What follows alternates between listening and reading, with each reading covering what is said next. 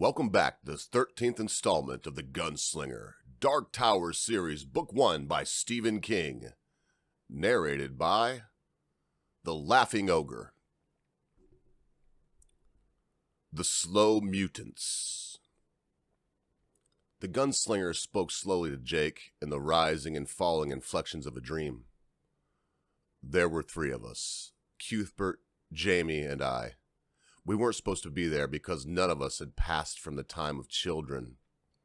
If we'd been caught, court would have striped us, but we weren't. I don't think any of the ones that went before us were caught either. Boys must put on their father's pants in private, strut them in front of the mirror, and then sneak them back on the hangers. It was like that. The father pretends he doesn't notice the new way they are hung up, or the traces of boot-polished mustaches still under their noses. Do you see? The boy said nothing. He had said nothing since they'd relinquished the daylight. The gunslinger had talked hectically, feverishly to fill his silence. He had not looked back at the lights as they passed into the lightlessness beneath the mountains, but the boy had. The gunslinger had read the falling of the day in the soft mirror of Jake's cheek. Now faint rose, now milk glass, now pallid silver, now the last dusk glow touch of evening, now nothing. The gunslinger had struck a false light, and they'd gone on. Now they were camped. No echo from the man in black returned to them. Perhaps he had stopped to rest too, or perhaps he floated onward and without running lights through nighted chambers. It was held once a year in the Great Hall, the gunslinger went on. We called it the Hall of Grandfathers, but it was only the Great Hall. The sound of dripping water came to their ears. According right. The gunslinger laughed deprecatingly, and the insensate walls made the sound into a loon-like wheeze. In the old days, the books say, it was the welcoming of spring, but civilization, you know. He trailed off, unable to describe the change inherent in that mechanized noun.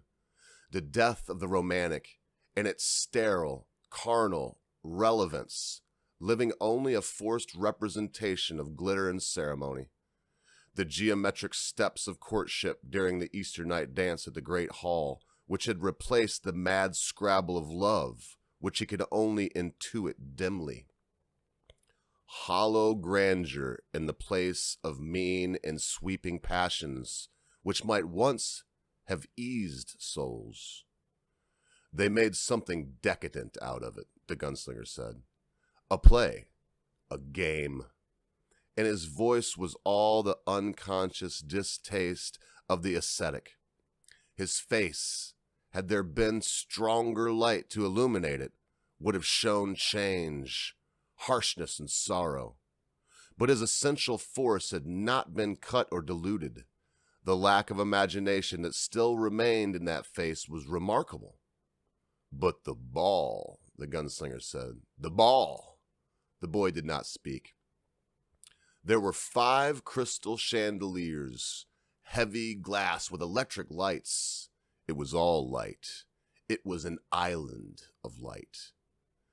We had sneaked into one of the old balconies, the ones that were supposed to be unsafe, but we were still boys. We were above everything, and we could look down on it. I don't remember that any of us said anything. We only looked, and we looked for hours. There was a great stone table where the gunslingers and their women sat, watching the dancers.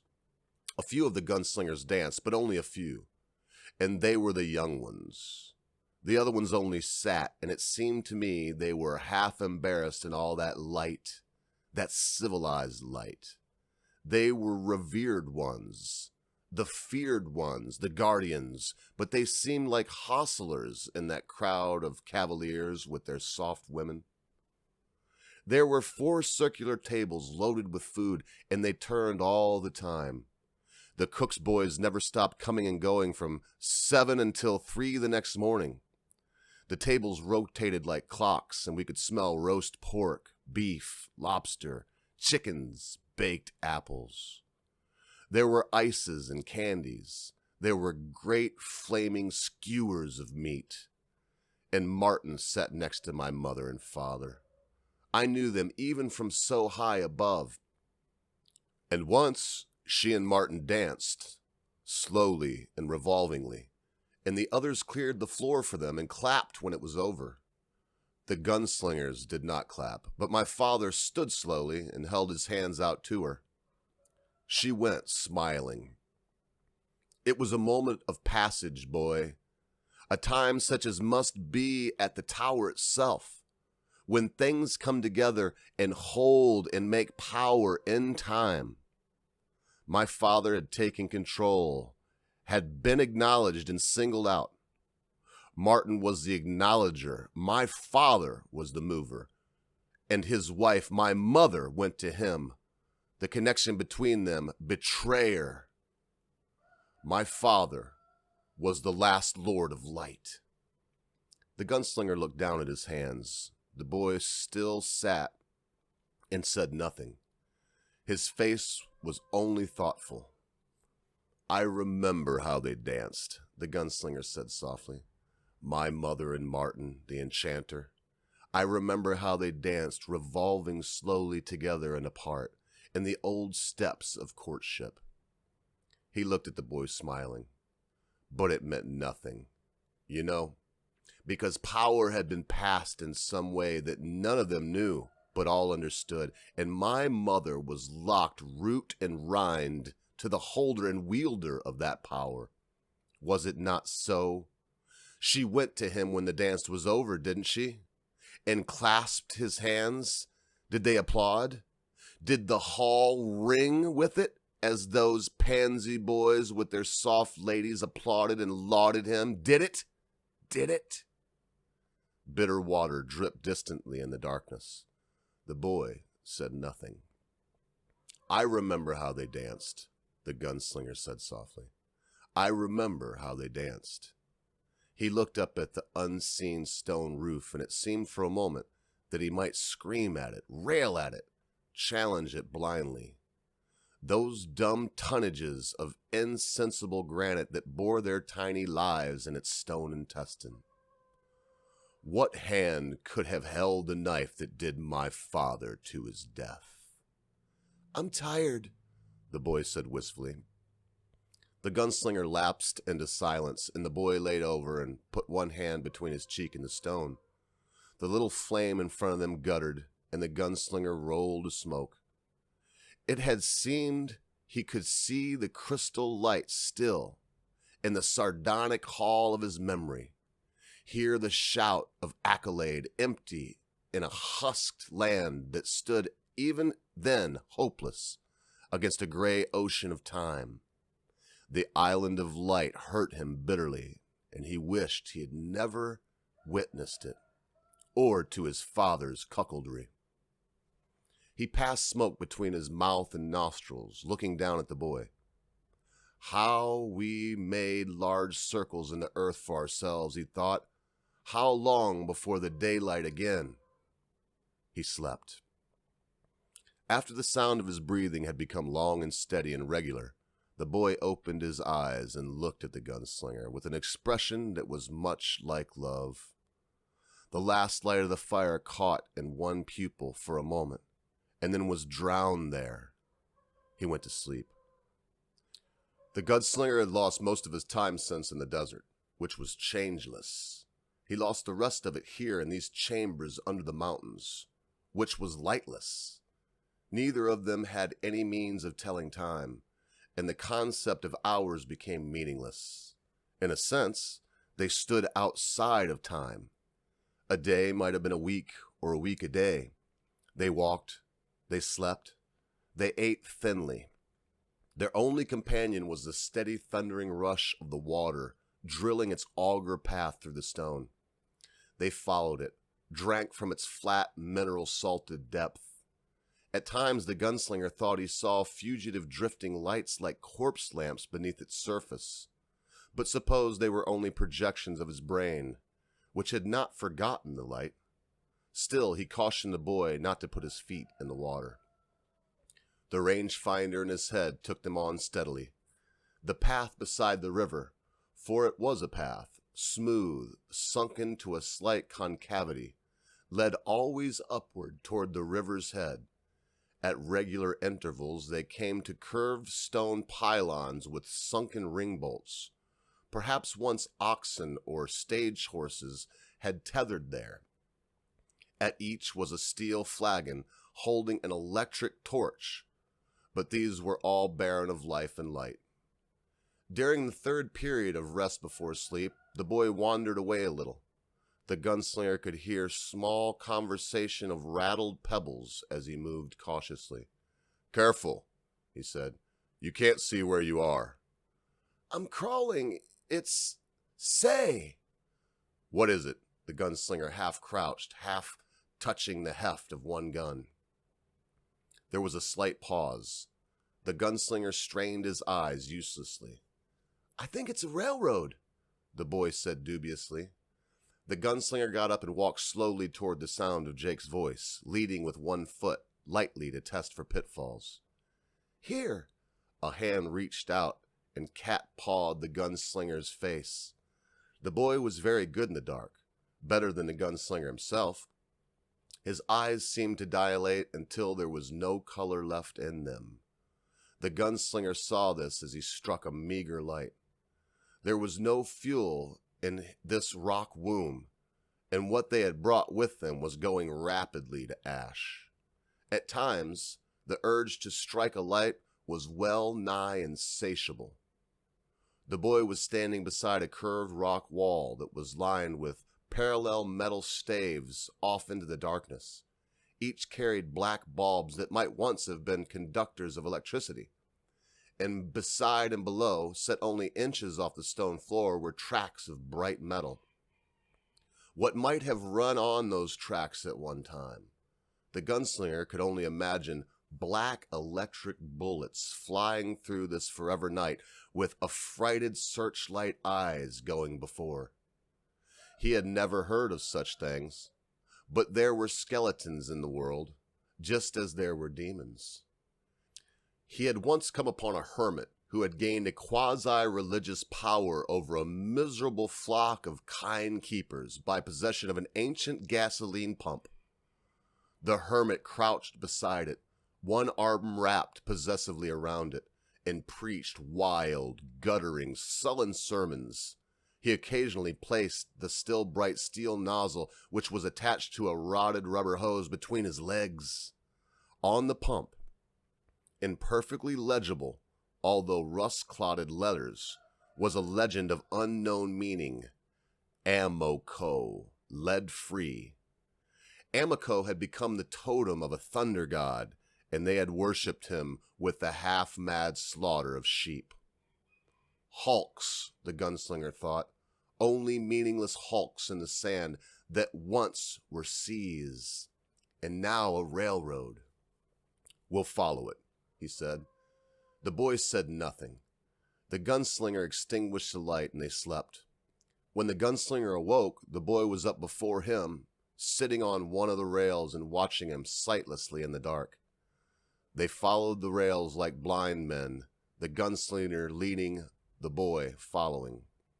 They slipped their feet along one rail always, also like blind men.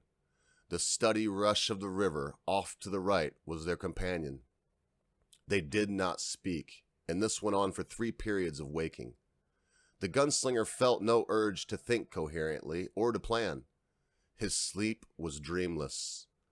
During the 4th period of waking and walking, they literally stumbled on a handcar. The gunslinger ran into it chest high, and the boy, walking on the other side, struck his forehead and went down with a cry. The gunslinger made a light immediately. "Are you all right?" The words sounded sharp, almost waspish, and he winced at them. "Yes." The boy was holding his head gingerly. He shook it once to make sure he'd told the truth. They turned to look at what they'd run into. It was a flat square of metal that sat mutely on the tracks. There was a seesaw handle in the center of the square. The gunslinger had no immediate sense of it, but the boy knew immediately. It's a handcar. What? Handcar, the boy said impatiently. Like in the old movies, look. He pulled himself up and went to the handle. He managed to push it down, but it was necessary to hang all of his weight on the handle. He grunted briefly. The handcar moved a foot with silent timelessness on the rails. It works a little hard, the boy said, as if apologizing for it. The gunslinger pulled himself up and pushed the handle down. The handcar moved forward obediently, then stopped. He could feel a drive shaft turn beneath his feet. The operation pleased him. It was the first old machine, other than the pump at the way station, that he had seen in years which still worked well. But it disquieted him too. It would take them to their destination much quicker. The curse kiss again, he thought, and knew the man in black had meant them to find this too. Neat, huh? The boy said. His voice was full of loathing. What are movies? The gunslinger asked again. Jake still did not answer, and they stood in the black silence, like in a tomb where life had fled. The gunslinger could hear his organs at work inside his bodies and the boy's respiration. That was all. You stand on one side, I stand on the other side, Jake said. You'll have to push by yourself until it gets going good. Then I can help. First you push, then I push. We'll go right along, get it? I get it, the gunslinger said. His hands were in helpless, despairing fists. But you'll have to push by yourself until it gets rolling good, the boy repeated, looking at him. The gunslinger had a sudden, vivid picture of the great hall a year after the spring ball in the shattered, hulked shards of revolt, civil strife, and invasion. It was followed with the memory of Allie, the woman from Tall with the scar, pushed and pulled by the bullets that were killing her in reflex. It was followed by Jamie's face, blue in death, by Susan's, twisted and weeping. All my old friends, the gunslinger thought, and smiled hideously. I'll push, the gunslinger said. He began to push. They rolled on through the dark, faster now, no longer having to feel their way. Once the awkwardness of a buried age had been run off the handcar, it went smoothly. The boy tried to do his share, and the gunslinger allowed him small shifts. But mostly, he pumped by himself, in large and chest-stretching rises and fallings. The river was their companion, sometimes closer on their right, sometimes further away. Once it took on huge and thunderous hollowness as if passing through a prehistoric cathedral narthex. Once the sound of it disappeared almost altogether. The speed and the made wind against their faces seemed to take the place of sight and to put them once again in a frame of time and reference. The gunslinger estimated that they were making anywhere from 10 to 15 miles an hour, always on a shallow, almost imperceivable uphill grade that wore him out deceptively. When they stopped, he slept like the stone itself. Their food was almost gone. Neither of them worried about it.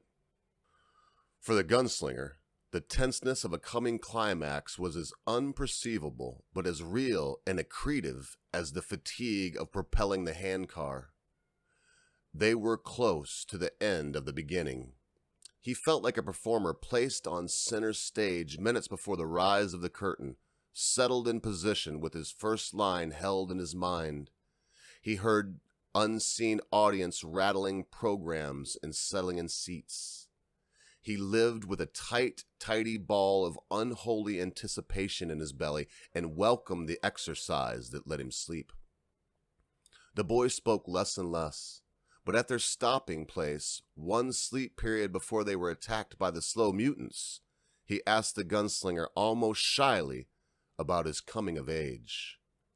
The gunslinger had been leaning against the handle, a cigarette from his dwindling supply of tobacco clamped in his mouth.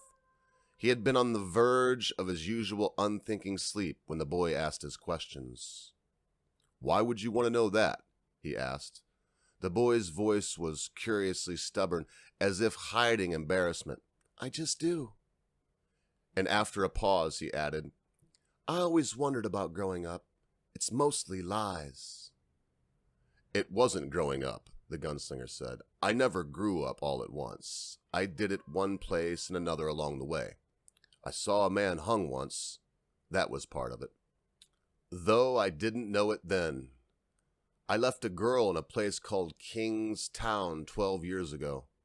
That was another part of it. I never knew any of the parts when they happened. Only later I knew that." He realized with some unease that he was avoiding. "I suppose the coming of age was part of it too," he said almost grudgingly. "It was formal, almost stylized like a dance." He laughed unpleasantly. "Like love. Love and dying have been my life." The boy said nothing. "It was necessary to prove oneself in battle," the gunslinger began. And I think we'll stop right there. The next part will be getting into Roland's coming of age. And I'd like to read that right through. And unfortunately, as you hear the roosters crowing behind me, the farm will not wait. I have to get out and go to work. But I do love our times together when we can sit and throw ourselves into midworld and cast our troubles away and delve into imagination for a span. So once again, thank you for joining me, the Laughing Ogre, as we go through Stephen King's Gunslinger Dark Tower Series Book 1. This has been installment 13.